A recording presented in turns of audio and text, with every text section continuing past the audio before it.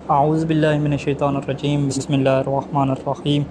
الحمدللہ رب العالمین والصلاة والسلام علی محمد وآلہ اجمعین واللعنۃ الدائمۃ علی اعداء محمد وآل محمد اما بعد وفقنا اللہ وإیاکم للعلم والعمل الصالحین انشاءاللہ تعالی۔ موضوع گفتگو 3 سوالوں کے اوپر ہے۔ پہلا سوال یہ ہے کہ حدیث غدیر ہمارے ہاں تمام مسلمانوں کے ہاں متفق علیہ ہے کہ جسے ہم علمی اصطلاح میں تواتر لفظی کہتے ہیں۔ لفظ تو سب کے پاس یہی ہے، من کنت مولاہ فہذا علی مولاہ،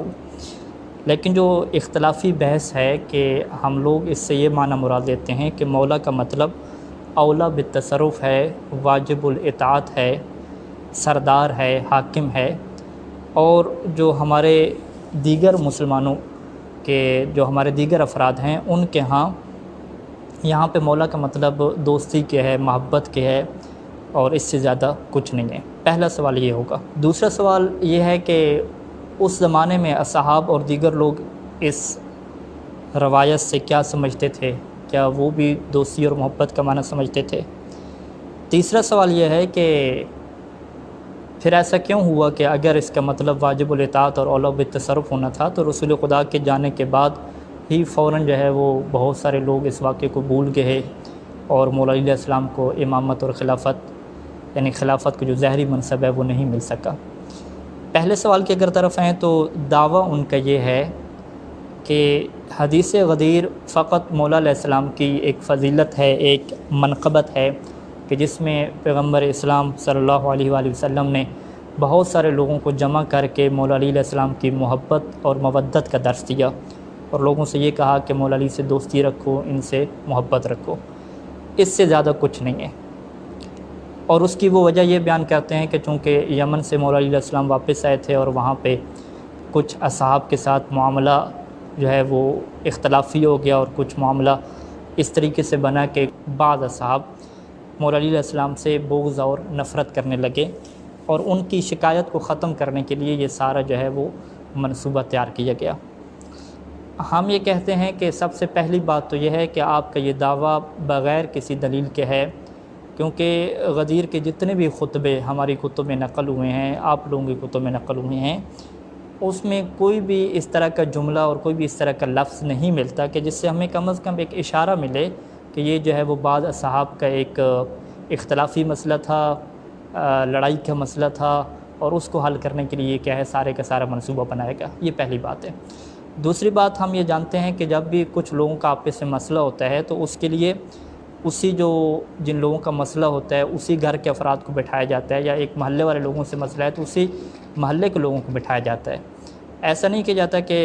مسئلہ جو ہے وہ محلے کے لوگوں کا ہو اور آپ دوسرے شہروں کے اور دوسرے ملکوں کے لوگوں کو بھی جمع کر لیں اور سب کو جمع کریں اور ان کو بتائیں کہ آپ لوگ ٹھہریں، ہمارے محلے کا مسئلہ چل رہا ہے، ہم اس کو کیا حل کرنے جا رہے ہیں۔ تو ایسا کسی بھی جگہ پہ کیا نہیں ہوتا۔ تیسری بات یہ ہے کہ اگر یہ مسئلہ یمن کا تھا اور یمن میں اختلافی صورتحال تھی تو اہل تحقیق نے یہ لکھا ہے کہ مولا علیہ السلام یمن میں 3 دفعہ جو ہیں وہ گئے ہیں۔ سب سے پہلے وہ 8 ہجری کو گئے ہیں، اور 8 ہجری میں جو اختلاف ان کا ہوا اس صورت میں جب غنیمت کے اوپر اختلاف بنا، اور حاکم نے جو ہے وہ اس روایت کو نقل کیا ہے کہ بریدہ شخص ہے کہ جو خالد بن ولید کے ساتھ تھا، اور ان کا اختلاف ہوا تو انہوں نے آ کے رسول خدا صلی اللہ علیہ وآلہ وسلم کو شکایت کی، تو اس صورت میں رسول خدا نے ان کی شکایت کو فوراً ختم کیا اور فرمایا کہ لا تقع فی علی فإنہ منی وأنا منہ وہو ولیکم بعدی۔ یہ جملہ 2 دفعہ کیا ہے رسول خدا نے ارشاد فرمایا کہ تم مولا علیہ السلام کے بارے میں اختلاف کا شکار نہ ہو، علی مجھ سے ہے اور میں علی سے ہوں، وہو ولیکم بعدی، اور میرے بعد جو تمہارا ولی ہے وہ علی ہے۔ اب دیکھیں ایک اختلافی مسئلہ ہوا یمن کے مسئلے پہ، رسول خدا نے اسے خود حل کر دیا، خود بیان فرما دیا کہ بھئی میرے بعد جو ہیں وہ ولی کون ہیں؟ مولا علی علیہ السلام ہیں۔ تو جب میں بعد ہی کہہ دیا میرے بعد ہیں تو یہاں پہ وہ محبت اور مودت کی بات نہیں رہتی بلکہ سرپرستی اور اطاعت کی کیا ہے بات ہوتی ہے۔ ایک یہ واقعہ ہے۔ اب 8 ہجری کا یہ واقعہ ختم ہو گیا شکایت کا، تو پھر 10 ہجری جب غدیر کا واقعہ ہوتا ہے تو اس سے کوئی جوڑ بنتا نہیں ہے۔ دوسرے واقعے میں مولا جو ہے وہ یمن جاتے ہیں ایک قاضی بن کے، اس وقت کسی بھی روایت میں ہمیں ایسی بات نہیں ملتی کہ کسی نے جو ہے وہ مولا کے خلاف کوئی شکایت کی ہو۔ تیسری دفعہ جب وہ جاتے ہیں اور یمن میں جاتے ہیں اور واپسی پہ جو ہے وہ جو غنیمت اور صدقات کا جو مال ہوتا ہے اس میں اختلاف ہوتا ہے، اور سعد بن مالک ابو سعید الخدری جن کا نام جو ہے وہ پہچانا جاتا ہے،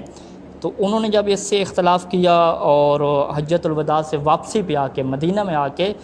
رسول خدا کو جو ہے وہ شکایت کی، اور رسول خدا کے بالکل وہ پاس بیٹھے ہوئے تھے، تو رسول خدا کو جب وہ شکایت کرنا شروع ہوئے تو درمیان میں رسول خدا نے اسے روکا اور اس کی ران پہ ہاتھ مارا کیونکہ وہ اس کے قریب بیٹھے ہوئے تھے، اور پھر وہ سعد کہتا ہے کہ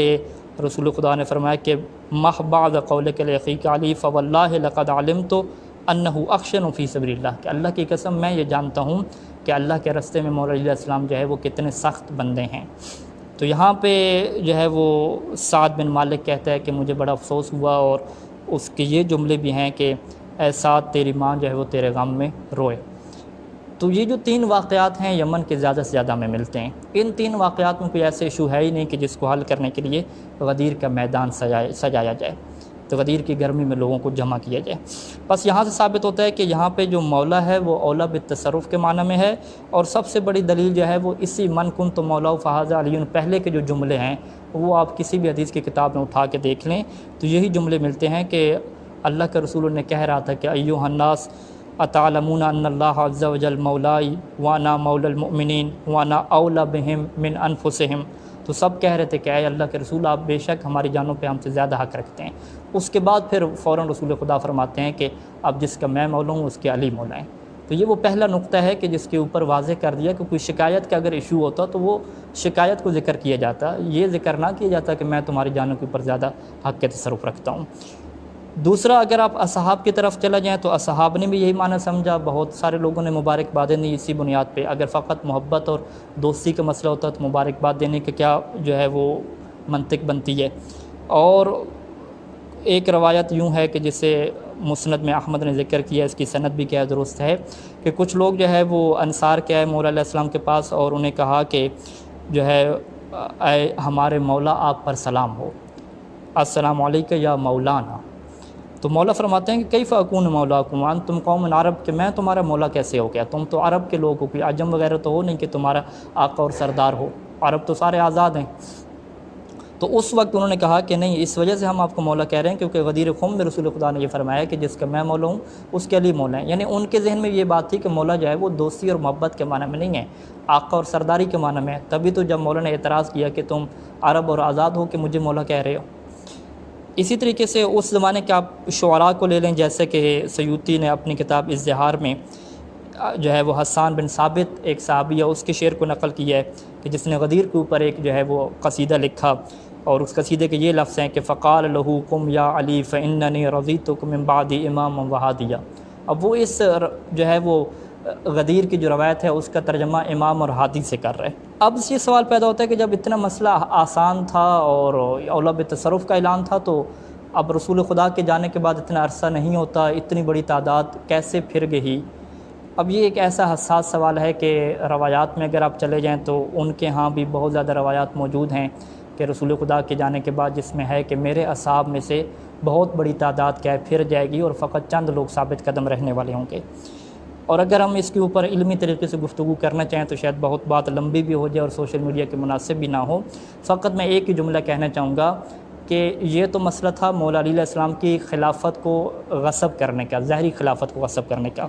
اہل بیت کے حالات تو یہ بھی ملتے ہیں کہ مولا حسن اور مولا حسین علیہ السلام کہ ساری زندگی رسول خدا صلی اللہ علیہ وآلہ وسلم عملی طور پہ لوگوں کو دکھاتے رہے کہ میں کتنی حسن حسین سے محبت کرتا ہوں۔ اپنے درس کے دوران، ممبر میں خطبے کے دوران اٹھ کے چلے جاتے تھے، حسن حسین کو اٹھا لیتے تھے، لیکن اس کے بعد امت نے کیا کیا؟ فقط ان کو خلافت نہیں دی، خلافت چھین لیں، ان کو قتل کر دیا، ان کو شہید کر دیا، ان کی اولاد کو قیدی بنا کے لے جیا۔ ساری یہ امت رسول ہی تھی، مسلمان ہی تھے۔ تو آپ یہاں پہ کیا کہیں گے کہ سارے لوگ پھر گئے تھے کیا؟ تو یہ ایک چیز فطری سی بات ہے کہ جب بھی لوگوں کے مقاصد اور اغراض سامنے آ جاتی ہیں تو وہ معصوم نہیں ہوتے، اصحاب معصوم نہیں ہوتے، ان کے اندر بھی ایسی چیزیں ہوتی ہیں۔ میں اپنی گفتگو کا اختتام کروں گا اسی بات پہ کہ اللہ امام زمانہ کا جلد از جلد ظہور فرمائے اور ہمیں ایک عادل حکمران کی حکومت عطا فرمائے۔ اللہم صلی علی محمد و آل محمد۔